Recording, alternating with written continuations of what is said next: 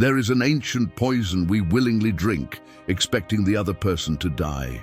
There is a flame we light inside our own chest, burning our flesh and organs, in the hope that the smoke suffocates the one who offended us.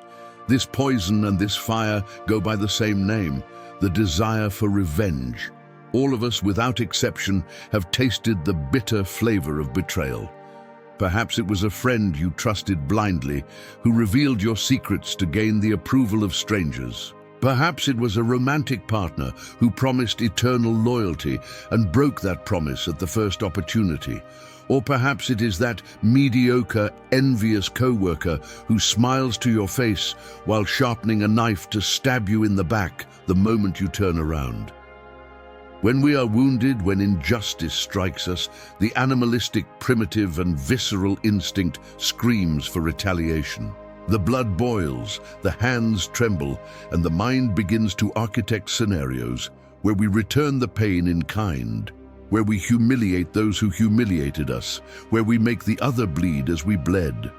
But today I want to invite you on a walk down a different path, a path paved by the great Stoics and the strategists of the human mind.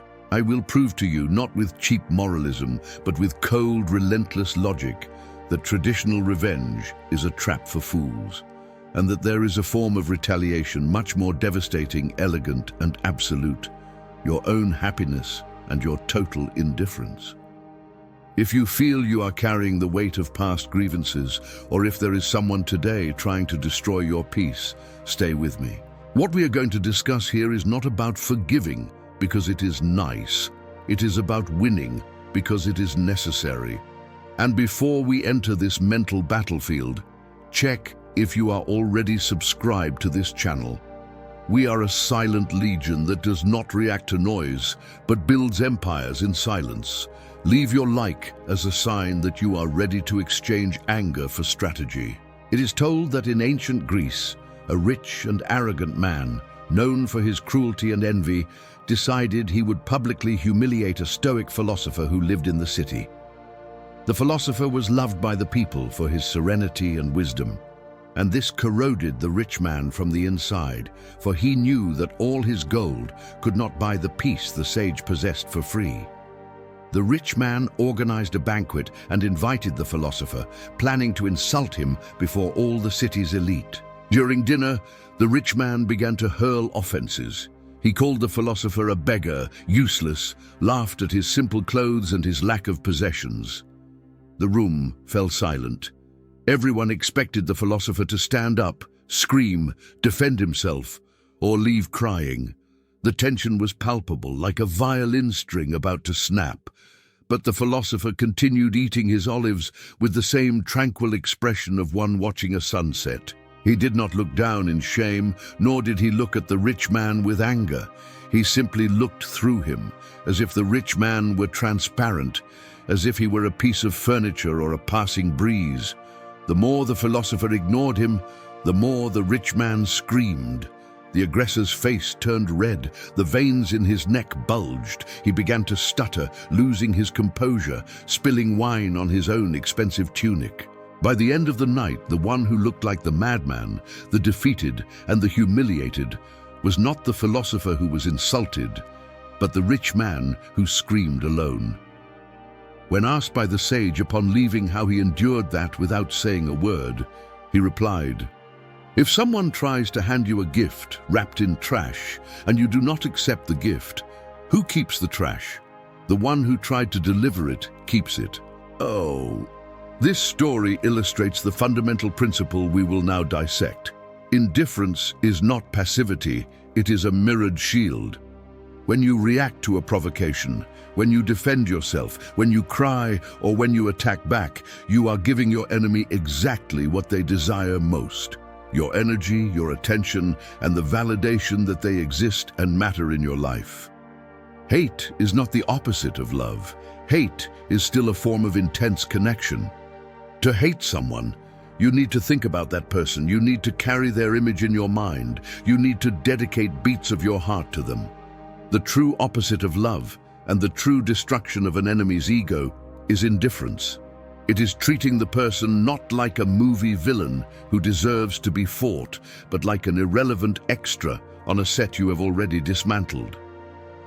Marcus Aurelius, the Emperor of Rome, the most powerful man in the world in his time, dealt with constant betrayals. Generals who wanted his throne, friends who conspired. He wrote to himself one of the most powerful sentences in human history: "The best revenge is not to be like your enemy." What does this mean in practice?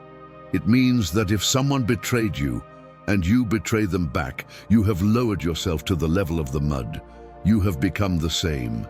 If someone screams and you scream, you are just two noisy animals.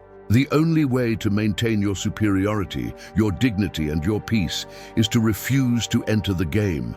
But let's bring this to the 21st century, to your reality. Think of that person who hurt you. What do they want? They want to see you suffering.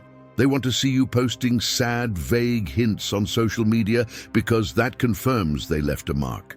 They want to know you are angry, that you are bad-mouthing them to others, because that keeps them alive in your narrative.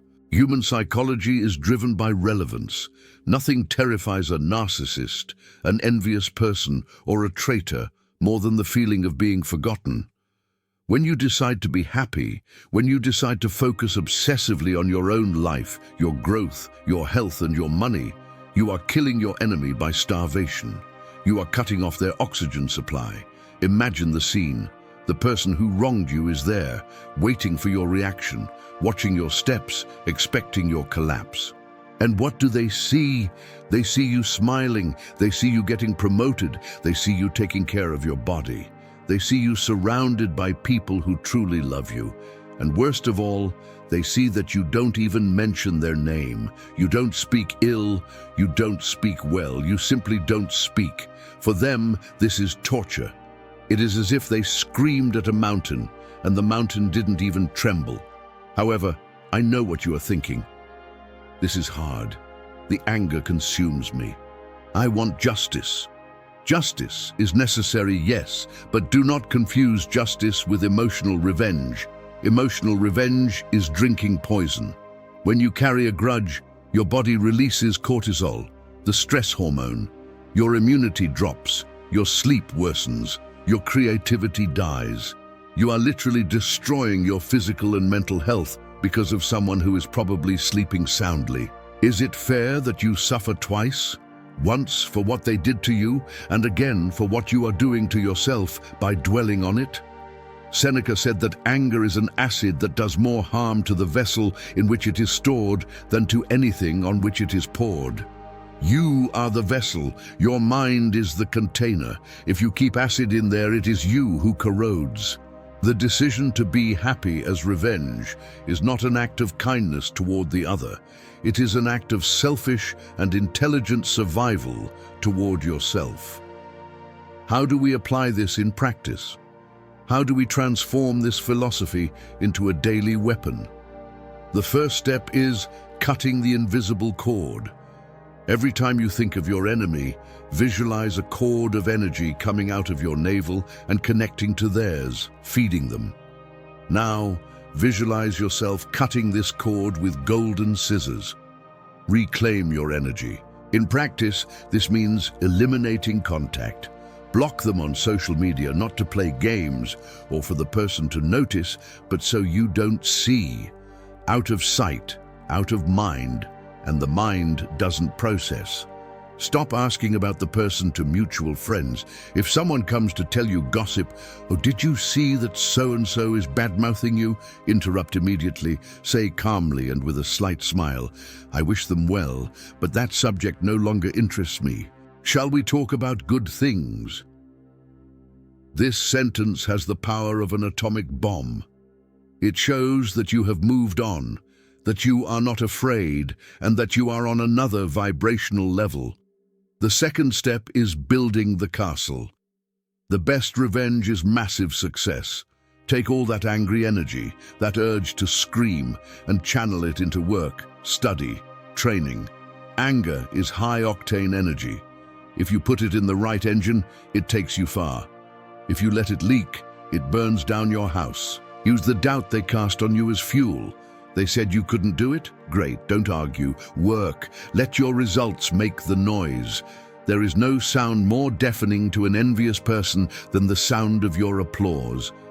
Imagine a year from now, you are stronger, richer, wiser, traveling, living incredible experiences. And that person who tried to bring you down, they are likely still in the same place, spreading the same gossip, stuck in the same cycle of hate. The distance between you has become so great that they can't even see you anymore. You won not because you fought against them, but because you left them behind. But there is a dark secret about revenge that few admit. Often we don't want to let go of the pain because it has become part of our identity. We become the victim. We like the attention we receive when we tell our sad story. Look what they did to me, we say, seeking pity. Stoicism demands that you drop this crutch. To be truly happy and get revenge with success, you need to stop being the victim and start being the protagonist. The victim looks at the past. The protagonist looks at the future. The victim asks, "Why me?" The protagonist asks, "Where to now?" As long as you define yourself by what was done to you, you are still a prisoner of the one who hurt you. Release the handcuffs. The key has always been in your hand. There is also the spiritual and energetic aspect of indifference. When you focus on your own happiness, you raise your frequency. Good things start happening by chance. Doors open, new and interesting people appear. It is as if the universe rewards those who decide not to get dirty in the mud. On the other hand, those who live on envy and attack are vibrating in scarcity. They never have enough. They are never satisfied. Their life is a constant internal hell, no matter what they show on Instagram. You don't need to punish them. Their own mind is already the punishment. They wake up every day having to be themselves. That is punishment enough. You, on the other hand, have the privilege of waking up and being you, someone who chose to evolve. Let's do a visualization exercise now. I want you to imagine the person or people who hurt you. Visualize them small, in black and white, inside an old, static-filled television. They are screaming, gesturing, trying to get your attention. Now imagine you have the remote control in your hand. You don't throw the remote at the screen. You don't scream back. You simply press the red button, power off. The screen goes black. Silence reigns. You place the remote on the table, get up from the sofa, and walk toward an open door where the sun shines bright. Out there is your life. There are your dreams, your true loves, your achievements. You walk through the door and close it behind you. The noise stayed in the dark room. You are free. Feel that freedom. Breathe deep and feel the pure air of someone who owes nothing to anyone and carries no emotional corpses on their back. Life is too short, too precious, and too fast to be spent on battles that bring no spoils. Every minute you spend thinking about revenge is a minute you stole from your own happiness. It is a minute you didn't dedicate to your child, your project, your rest. It is a theft. Don't let them steal anything else from you. They already took enough in the past. Don't hand over your future too. The greatest defeat you can impose on an enemy is to show that their existence was not capable of stopping your progress. It is to show that you are unbreakable, not because you are hard as rock, but because you are fluid as water. The rock breaks when struck. Water, when struck, merely opens, lets the blow pass, and closes again, continuing its flow toward the sea. Be like water. Let the blows pass through you, without finding resistance, without finding a place to stick. If this content is resonating with you, if you feel the time has come to drop this weight, I have a special request. Don't let this reflection die when the video ends. Turn this into a public commitment. Go to the comments now and write the phrase, "My silence is my answer." Write this to declare to the world and to yourself that you have left the game of provocation, that you have leveled up. And as you write, feel the power returning to your hands. Remember, revenge is a dish best served cold, they say. but happiness is a banquet served hot every day at the abundant table of your own life. Let your enemies starve while watching you feast. There is no need to invite them, no need to kick them out. They simply have no place at the table. They are ghosts. And you are alive, real, and powerful. The path of the Stoic is not the path of insensitivity. We feel the pain, yes. We feel the anger, yes, but we are not slaves to it. We observe it, understand it, and let it go because we have more important things to do. Building a legacy, loving intensely, living with purpose. These are tasks that demand total focus. Do not waste your focus. Look ahead. The windshield of the car is big and the rear-view mirror is small for a reason. What is in front is much more important than what was left behind. What was left behind stayed behind. Let the dead bury their dead. You have a life to live. If you know someone who is trapped in this cycle of hate, dwelling on old grudges, getting sick because of past betrayals, share this video with that person. Perhaps they just need this click, this shift in perspective to release the chains. Being a channel of freedom in someone's life is one of the greatest virtues we can have. And if you are not subscribed yet, subscribe now. Here, we do not feed the drama, we feed the soul. We seek the strength that comes from calm and the victory that comes from wisdom. Now lift your head, breathe deep. The poison has been purged. You don't need to prove anything to anyone, only to yourself. The best revenge is reaching the end of life, looking back and saying, I lived fully, despite everything they tried to do against me. That is supreme victory. Go and win. Go and be happy. That is what hurts them the most, and that is what heals you the most.